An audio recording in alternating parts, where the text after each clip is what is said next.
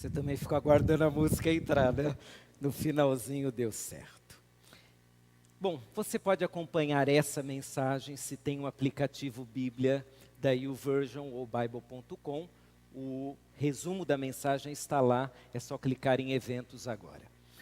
Pés enlameados é o nosso tema e, para tanto, quero te convidar a abrir a sua Bíblia lá em Lucas. Nós vamos ler o capítulo 9, versos 57 a 62. É um texto muito sugestivo e, ao mesmo tempo, difícil de entender.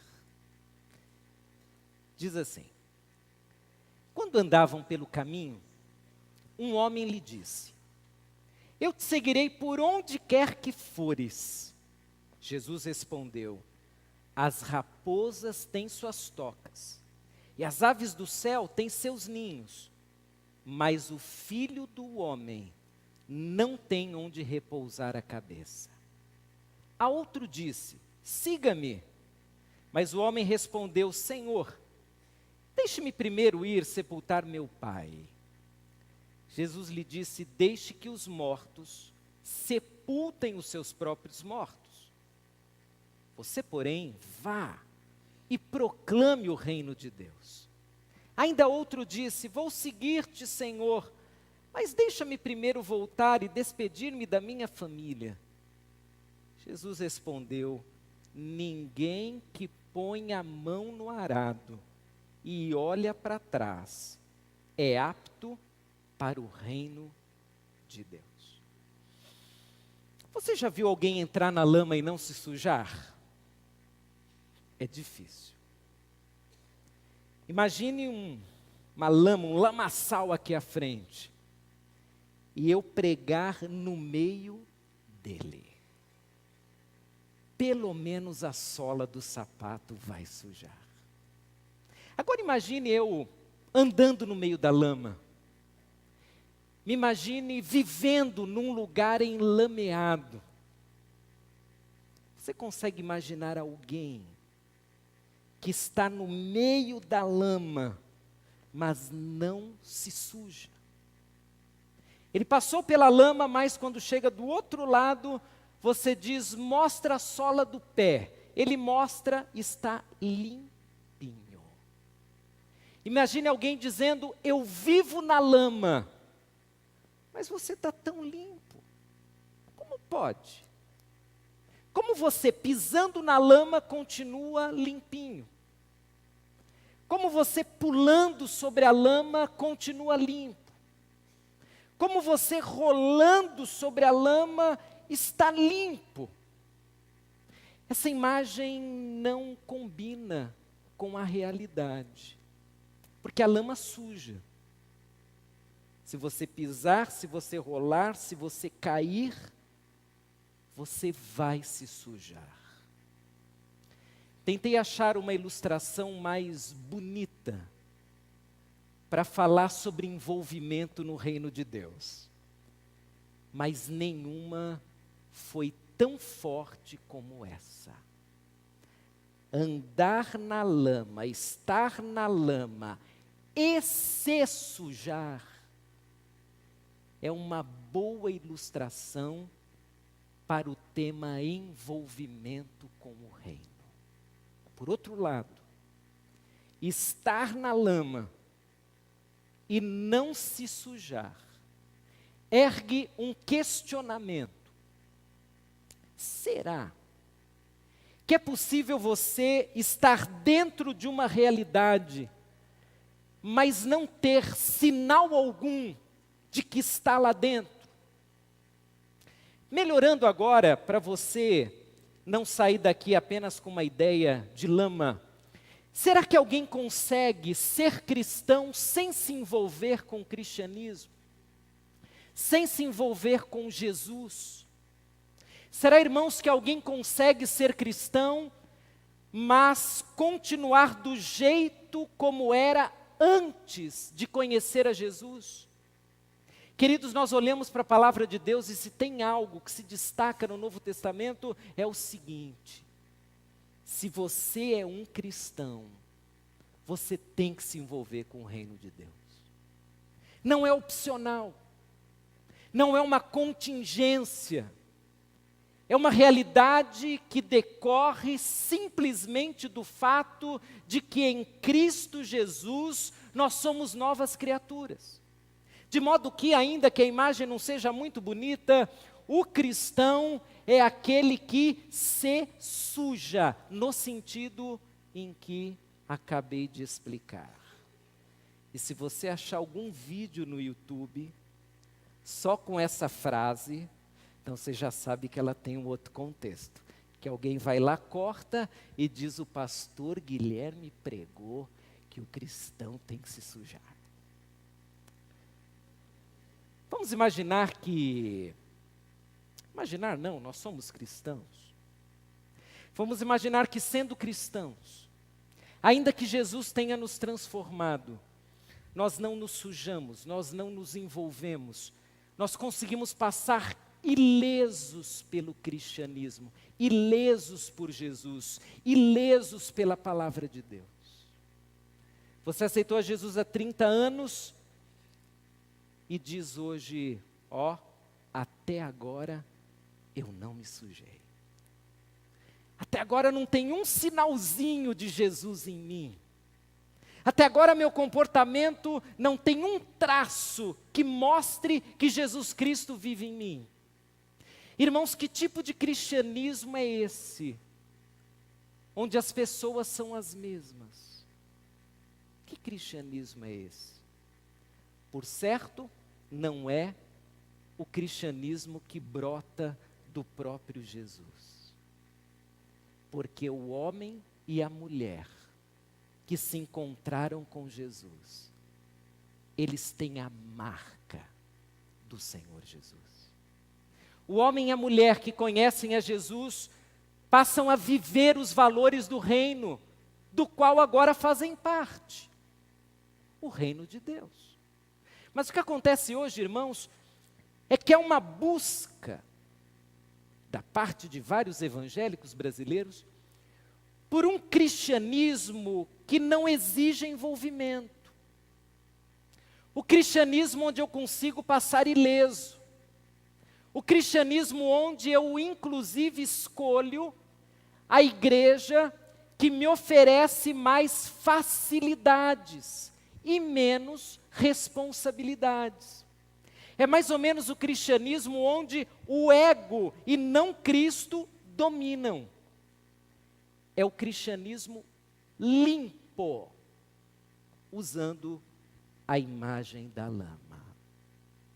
Aceitei a Jesus, entrei no reino, mas olhem para mim, ninguém nem percebe que eu faço parte desse reino. Ninguém nem imagina, porque afinal de contas eu quero permanecer no reino, mas sendo o homem que sempre fui. Eu quero permanecer no reino conservando os mesmos pecados. Eu quero permanecer no reino levando a mesma vida que eu tinha. Uma vida cujos valores são diferentes, uma vida cuja visão é diferente.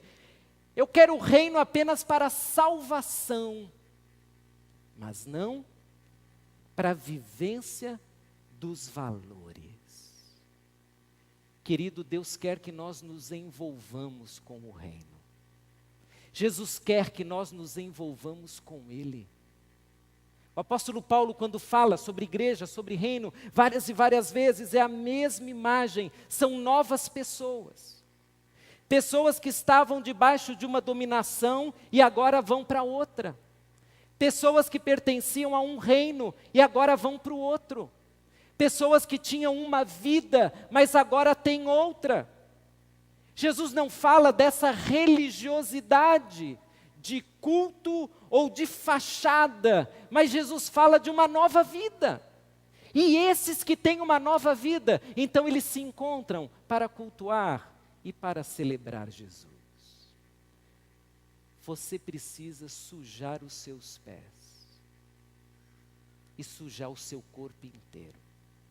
E numa imagem boa, você tem que fazer como os meninos no acampamento. Você se lembra do seu último acampamento? criança ainda, no máximo adolescente. Uma das brincadeiras envolvia muita sujeira. Você tinha que rolar na lama. Apesar que os jovens gostam disso, eles fizeram semana passada. No horário em que eu sei que vai ter essa brincadeira nos acampamentos, sabe o que eu faço? Eu me tranco no quarto. E eu vou dormir. Porque eu não quero me sujar. Se eu sair, corro o risco.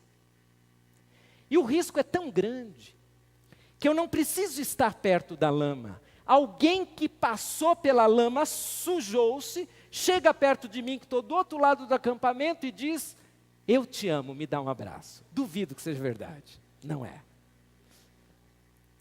Irmãos, a questão não é só estar na lama. A questão é que aquele que está sujo, ele vai sujar os outros. E se isso vale para uma imagem de pecado, isso vale para a imagem da transformação em Cristo Jesus. As pessoas que se aproximam de nós, elas precisam ser sujas nesse sentido por nós. Elas precisam ser abraçadas por pessoas transformadas. Elas precisam ouvir frases da boca de alguém que foi transformado. Elas precisam sentir até o olhar terno de alguém que foi transformado. Elas precisam ser socorridas por alguém que foi transformado. Elas precisam, na prática, perceber que cristão não é o que apenas professa Cristo, é aquele que vive em Cristo Jesus. Como se envolver? Há 3 níveis de envolvimento. Há 3 níveis do entrar na lama. Primeiro é o envolvimento com Deus. É literalmente passar a ter uma experiência com Deus. É o primeiro nível de envolvimento. Você ouviu falar em Jesus, abriu seu coração a Jesus, creu em Jesus, se arrependeu de seus pecados, você começa um envolvimento com Deus, uma experiência pessoal. Ninguém vai se envolver por você, é você sozinho e não tem conversa.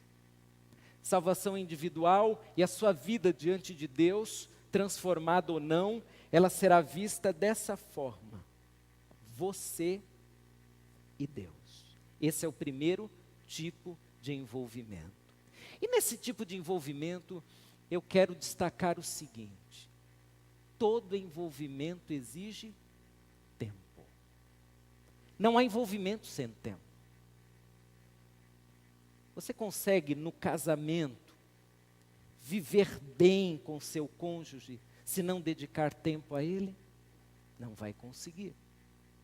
Você que está se preparando, quem sabe, fazendo um curso, se preparando para um concurso, precisa dar tempo, estudando, lendo, absorvendo verdades. O tempo é inerente à experiência.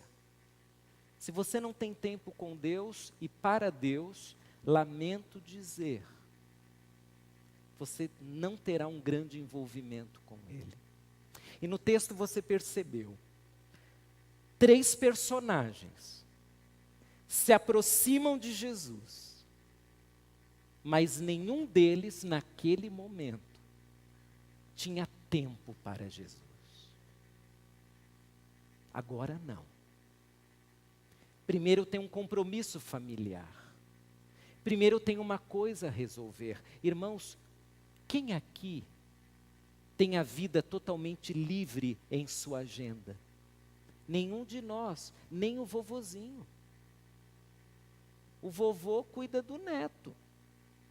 Ou vai passear com a vovó. Todos têm agenda comprometida. Se você quer ter envolvimento com Deus, vá contra a sua agenda. E coloque sua agenda na lama. Coloque mesmo. Como eu vou administrar meus compromissos, meu tempo? Jesus, Tu és soberano, me ajude. Jesus, Tu não és detalhe da minha agenda. Tu és Senhor da minha agenda. Então o que eu posso fazer? Eu sei que em tempo de desemprego, Essa ilustração talvez te soe como um absurdo, mas ela é um fato. Há não muitos dias atrás, uma pessoa da minha convivência muito íntima disse: para salvar o meu casamento, eu pedi demissão hoje. Foi o que ela disse. Me explique. Eu não tinha mais tempo para os meus filhos. Eu não tinha mais tempo para minha esposa. Entre perder o meu casamento e a minha família, e novamente ingressar no mercado de trabalho buscando uma vaga em tempos de crise, eu vou buscar essa vaga. Qual foi o critério? Tempo. Essa pessoa, por certo, está na lama.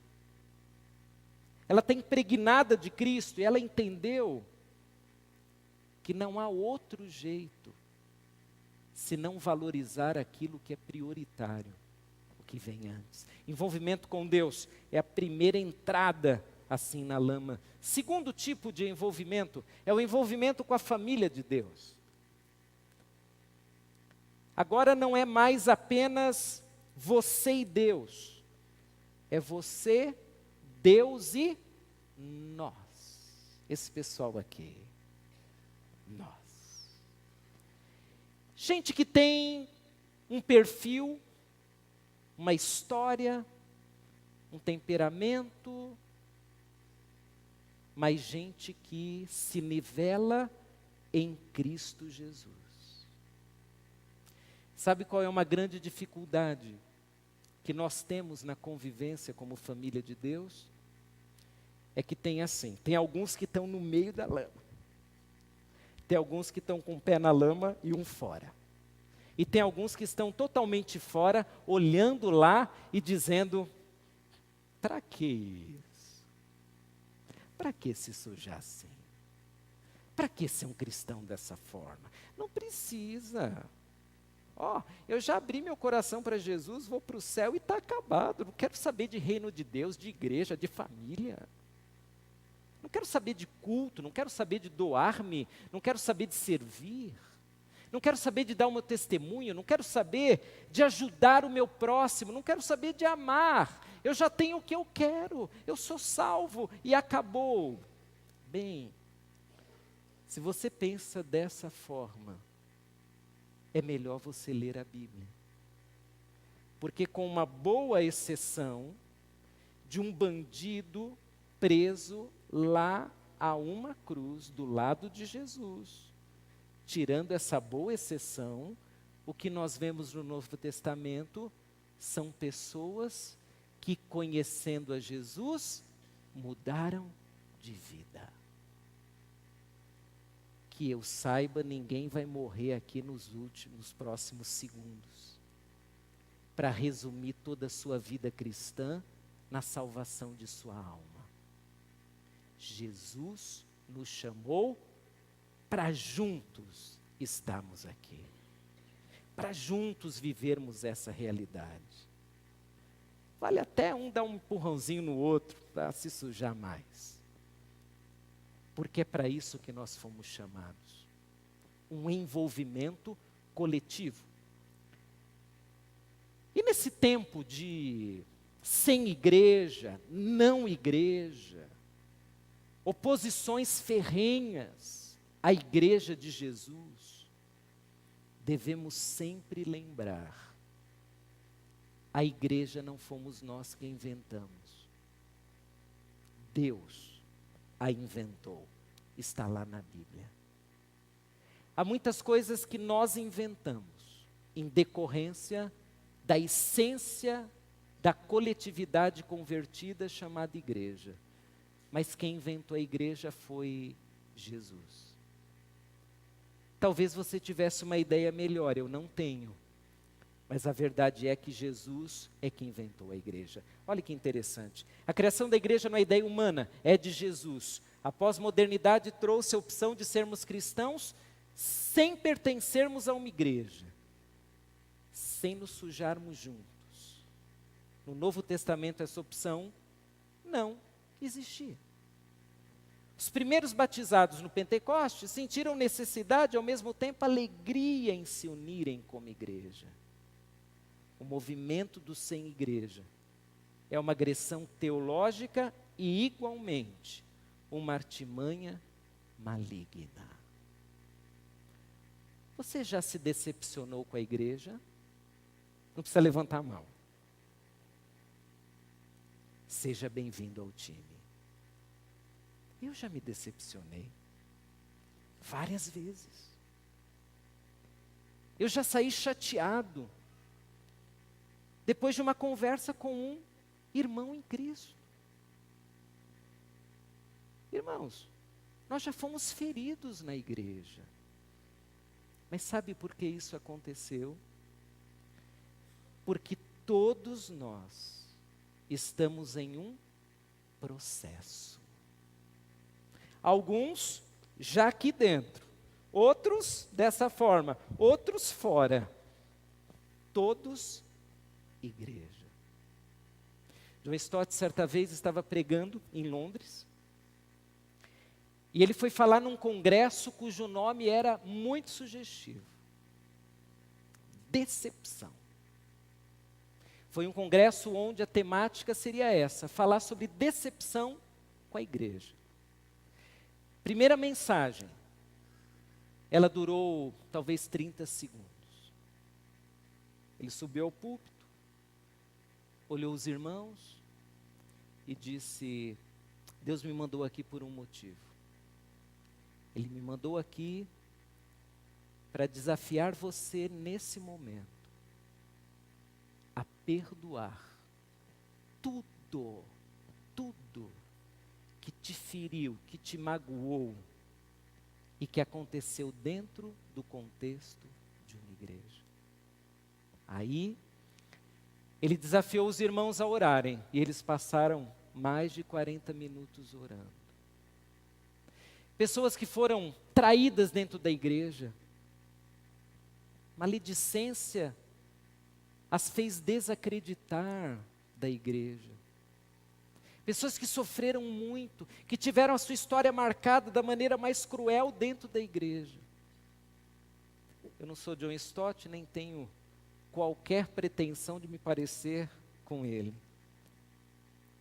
Mas se você está decepcionado com a igreja, saiba que a sua presença aqui hoje é para começar um processo de restauração. Perdoe, perdoe. Perdoe porque, por certo, você vai precisar do meu perdão e eu do seu. É uma troca. Nós, tal qual aqueles porcos espinhos, nós nos ferimos. E alguns de nós fomos muito feridos, mas nós estamos juntos, é a mesma realidade. Então, amém. É um ferido que em Cristo tem a restauração para conviver com os demais feridos. Envolvimento com Deus, envolvimento com a igreja, envolvimento com o mundo de Deus.